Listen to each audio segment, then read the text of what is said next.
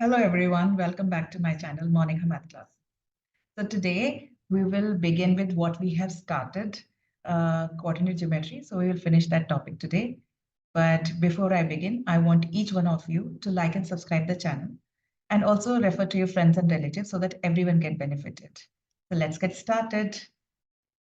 So first of all, we will do a quick recap so that you remember what we have started with.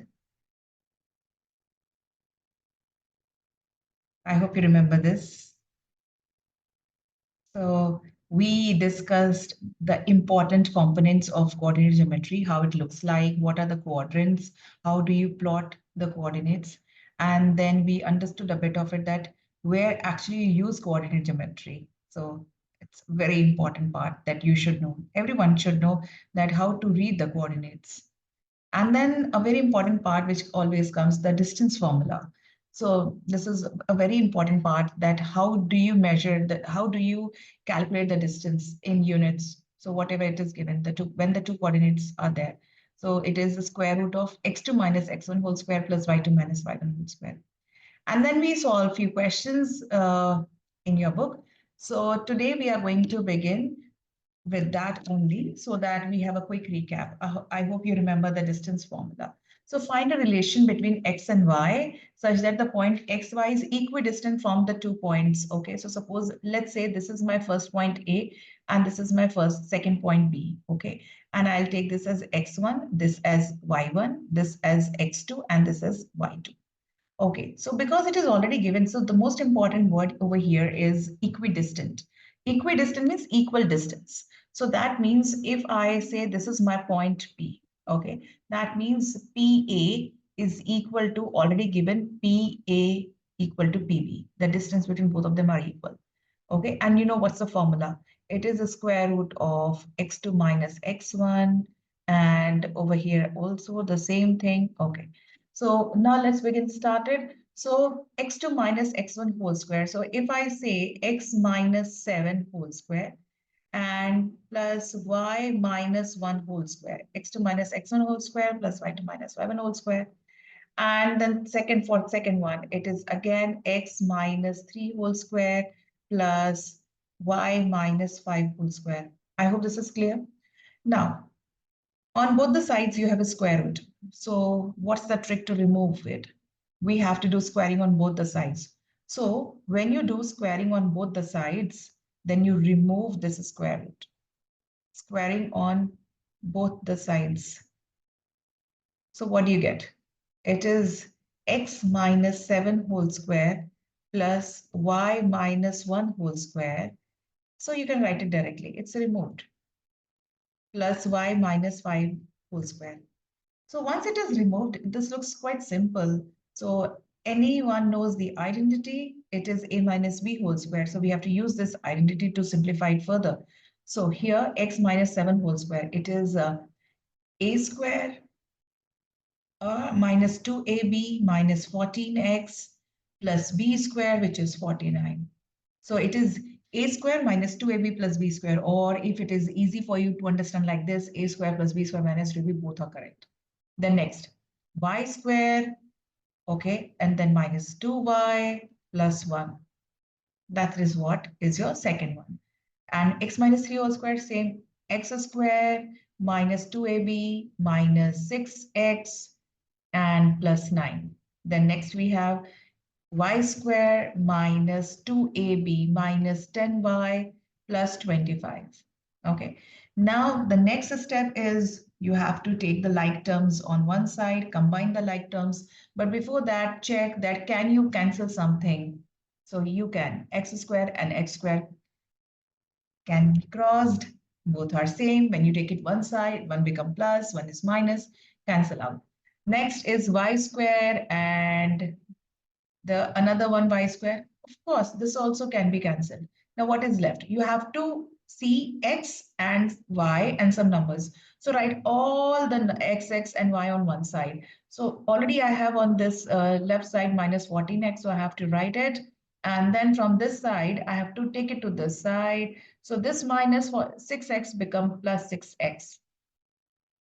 Then we have minus 2. Why? Already on left side, but what I need to take on this side is minus 10y. So it becomes plus 10y. Now, what is here with me? 9 and 25, some numbers. So 9 and 25, how much it becomes? 34. And then 49 plus 1 on this side. It becomes how much? It becomes 50. When it goes to the other side, it becomes minus 50. I hope you know transposition method, yeah? If it is plus on one side, taking it to the other side become minus. Now, minus 14x plus 6x. So what it becomes? It becomes minus 8x. And minus 2y plus 10y, it becomes plus of 8y. And then you have 34 minus 50, which become minus of 16. Easy? Can you simplify it further? Yes, you can. Can you see 8, 8, and 16? What is common? What is the highest common factor on both the sides? It's 8. So you have to divide the whole equation by 8. You have to simplify it. So then your job becomes easy. So divide by 8. So you got minus x plus y is equal to minus 2. This doesn't look so good. What we do for this to look good? I have to take negative common. So if I take negative common, what happened to the equation? If I take negative common, tell me what happened. So this minus becomes plus, this plus becomes minus, and this becomes plus. This looks more good. So this is the required equation they wanted. This is the required equation.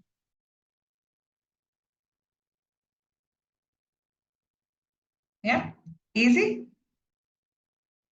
So you got that relation. So what the question is, find a relation between x and y. So the relation is x minus y is equal to 2.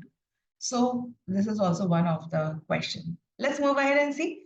Now, once you've understood uh, your distance formula, the next is section formula. Section means there should be some ratio, it divides into some ratio. So what it is? Suppose if I say you have 2 points A and B, okay? A and B are 2 points, and the coordinates are x1, y1, and B coordinates are x2, y2, and there is some point, okay, P. Its coordinates are x and y. It divides into the ratio m1 is to m2. Then you have to remember this. M1 x2 plus M2 x1 upon M1 plus M2. Similarly for y also M1 y2, M2 y1.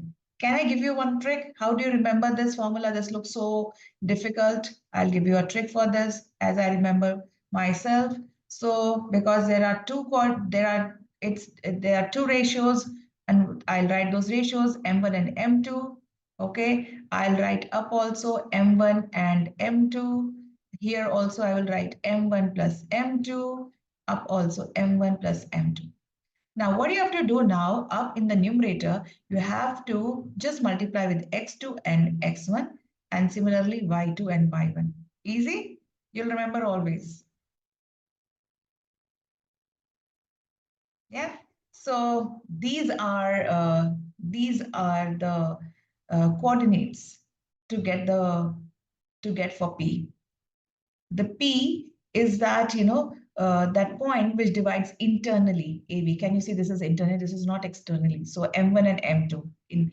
Now suppose if it is not M1, M2, it could be something else. But you remember, this is how you need to use this formula.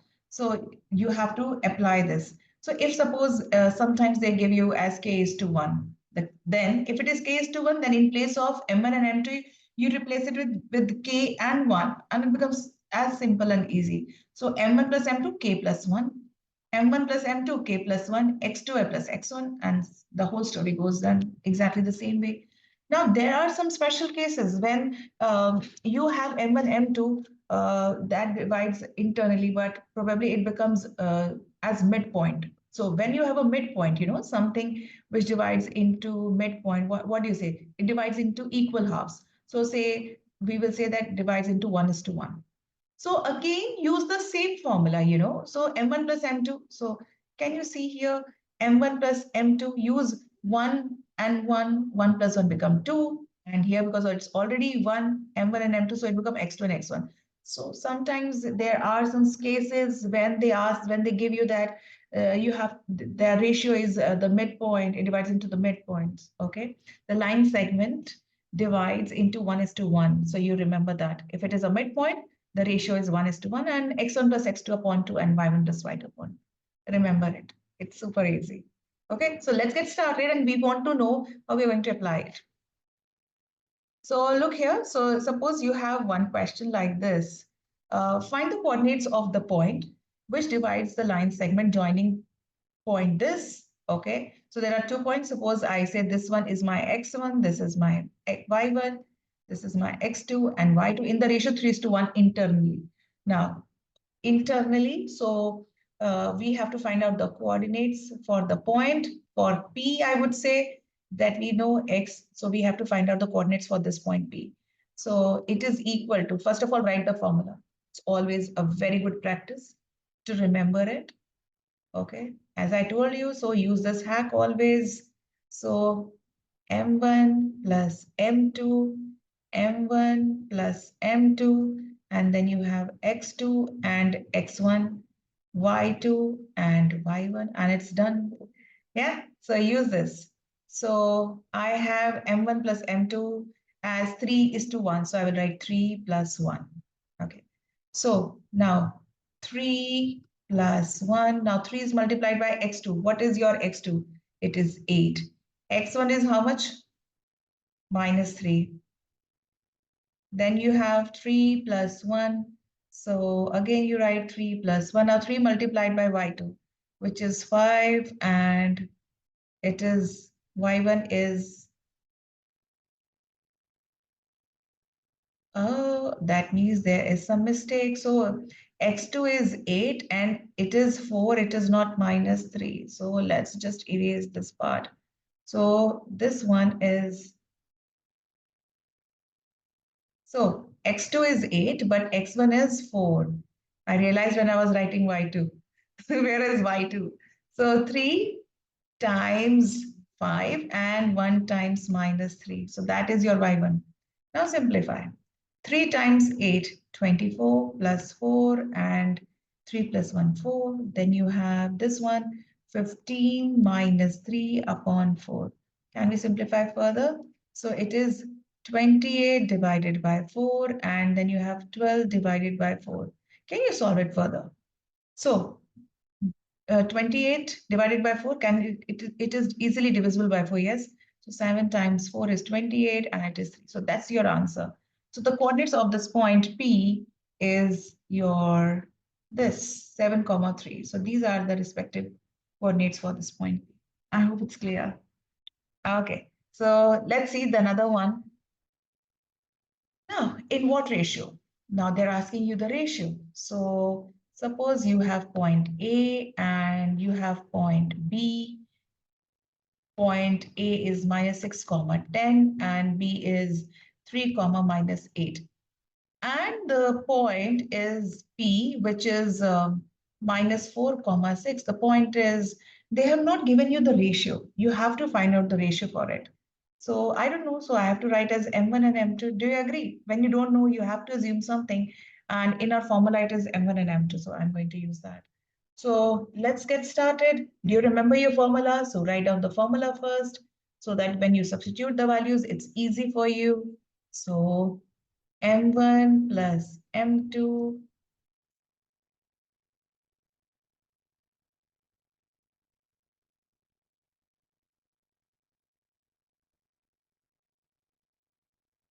So first is X2 and then X1. Then you have Y2 and then Y1. Yeah, done. So what are the coordinates for XY? It is -4, 6. And for this one, you have, you don't know. So it is M1 plus M2 only. You can't do anything with that. What is X2 now? So X2 is 3. So 3M1, yeah? I hope you remember this one is X1, this is Y1. So if you Forget anything, just write down on it. It's easy. Plus x1 is minus of 6 m2. Then you have m1 plus m2, and then y2 is minus 8 m1 plus 10 y, okay, m2. You can make it equal to, now this is equal to minus 4, yeah? So make it equal to. So 3m1, now you can use minus instead of using plus. You can use minus 6m2 upon m1 plus m2 is equal to minus of 4, right? Now, how to solve it further? You have to cross multiply, okay? So when you cross multiply minus 4, so there's nothing. So you have to multiply with 1. So 3m1 minus 6m2 is equal to minus 4m1 minus 4m2. Now, take m1 on one side, like terms, collect like terms together. So you have 3m1 plus 4m1 is equal to minus 4m2 and plus 6m2. So what did you get here? 7m1 is equal to 2m2. Now, if I want to write down in the ratio form, how it will be? So m1 upon m2, so I have to take it m2 to the other side, it becomes 2 upon 7. So that means m1 is to m2 is equal to 2 is to 7. Now, you want to verify, you can verify it by putting the value of m1 and m2 in the second one. You'll get the answer. So you can verify further. I hope it's clear. Now let's move forward. What is the next set of questions we have? Now, you have to use this, your section formula in this as well. How? Let's see it. So you have the parallelogram. Okay, so I hope you remember all the properties of a parallelogram. Okay, let me make it more better. It's not so good. So you have this, okay, this looks like parallelogram. You have, and always write in cyclic order. That's something very important. So A, B, C, and D. Now, what are the coordinates for A? It is 6, 1. B are 8, 2. C is 9, 4, and D is P, 3. Okay. So we have to find out the value for P. Now that is one of the coordinate is not given in D. How to find out? What should be our approach to get this? I think you can easily get by section formula, which you have learned just now, and how to use it. You have to use the diagonals for it. Okay. Now, what are the properties of the diagonals? The diagonals of parallelogram bisect each other. Remember it. Diagonals of parallelogram bisect each other.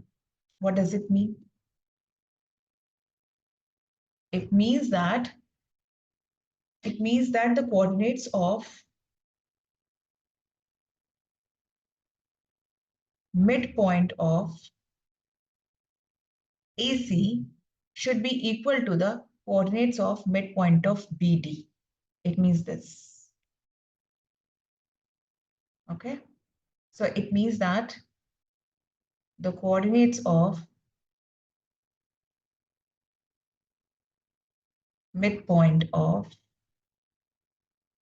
BD. So understand this point. So I have used the word midpoint. Do you remember? If midpoint is given, what is your section formula in that case? It is x1 plus x2 upon 2 and y1 plus y2 upon 2. It's easy because we are saying bisect. Bisect. Sect means division. Bi means 2. And that's equal. So equal division means again a midpoint. So you get that thing over here. Okay. So AC. Okay. So first of all, take for AC. Now for AC, take this as x1, y1, and this you take x2, y2. So do you remember? So the formula, it is x1 plus x2 upon 2 and y1 plus y2 upon 2. Use this formula. And the same over here. Okay. So x1, this is 6, x2, 9, and then we have y1, which is 1, and y2, which is 4. Now x1, you take BD, 8 plus p divided by 2, and then you have 2 plus 3 divided by 2. 8 plus p divided by 2, 5 divided by 2. Okay. So I think over here, this is also 6 plus 9 is 15 upon 2, which could be equal to this one, 8 plus p upon 2. Now this 2 cancel out. So that means p is equal to 15 minus 8. So what is the value for p in this case? It is 7. That's your answer. So they're asking find the value of p. So the value for p is 7. That's how you will get it. So I hope you have seen that how beautifully you can use your section formula, and especially the midpoint formula when we got parallelogram as a case. So use diagonals property and you get the answer very easily in it. So I hope all of you have enjoyed today's learning, and it will only be enjoyable more and more when you practice it. So practice, practice, and practice until it makes you perfect and permanent in your learning. So happy learning and keep practicing. Bye then, rise and shine, Monica. See you soon.